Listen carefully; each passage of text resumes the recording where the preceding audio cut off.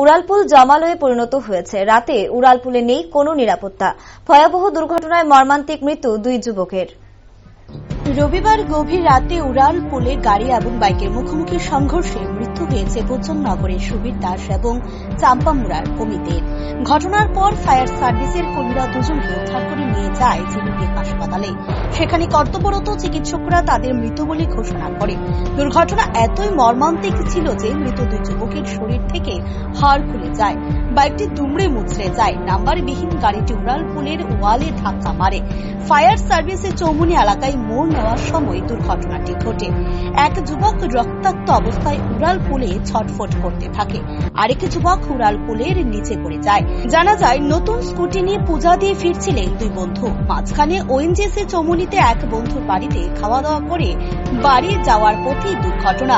ভয়াবহ যান দুর্ঘটনায় মৃত দুই যুবকের সোমবার জিবিপি হাসপাতালে করা হয় ময়নাতদন্ত। ছুটে আসেন এলাকার বিধায়ক রতন চক্রবর্তী। তিনি বলেন, শারদ উৎসবের প্রাক মুহূর্তে এরকম ভয়াবহতার ঘটনা সত্যি মর্মান্তিক। তিনি সকলের কাছে আবেদন করেন যেন বেপরোয়াভাবে কেউ যানবাহন না চালায়। তিনি আরো বলেন, এরকম মৃত্যু যেন আর না হয়, সবাই যেন সতর্ক থাকে। নিজে বাঁচুন, অন্যকেও বাঁচান। মৃত্যু যুবকের পরিবারের প্রতি সমবেদনা জানান তিনি। বিধায়ক রতন চক্রবর্তী দাবি করেন, রাত্রি 10টার পর উড়ালপুল বন্ধ করে দেওয়া উচিত।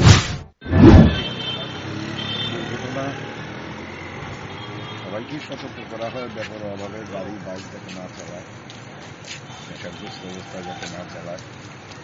ঠিক দুর্গাপূজার প্রাক মুহূর্তে এই ধরনের ঘটনা সে আমার এলাকার শুধু না, আমার দলীয় কর্মী, তার আমাকে প্রচন্ড আঘাত করে। তার বাবা মা তো মুখে ভাষাই নেই। এইরকম মৃত্যু যাতে আর না হয়, সবাই যাতে সতর্ক থাকে। পূজার দিনগুলো বিশেষ করে যারা রাস্তাঘাটে বাইক নিয়ে গাড়ি নিয়ে চলাফেরা করে সবাইকে বলবে প্রাণটা মূল্য, নিজেও বাঁচুন, অন্যকেও বাঁচান। খুবই মর্মাহত আছে। বিভিন্ন মহল থেকে ফ্লাইওভার রাত্রে 10টার পরে বন্ধ করার দাবি উঠছে, সে বিষয়টা কি বলবেন? আমার মনে হয়তো করা যায়, তারপরে করে দিলে ভালোই। সে বিষয় নিয়ে কি প্রশাসনের তরফ থেকে কোনো এখন অবধি উদ্যোগ গ্রহণ করা হবে? সেটা আমি ঠিক জানি না। আমার শুধু অবশ্যই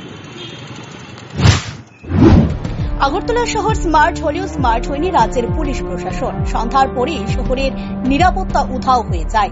এদিকে যেহেতু গাড়িটি নাম্বারবিহীন ছিল, তাই এই দুর্ঘটনা নিয়ে উঠছে অনেক প্রশ্ন। আসলে কি দুর্ঘটনা নাকি পরিকল্পিত খুন?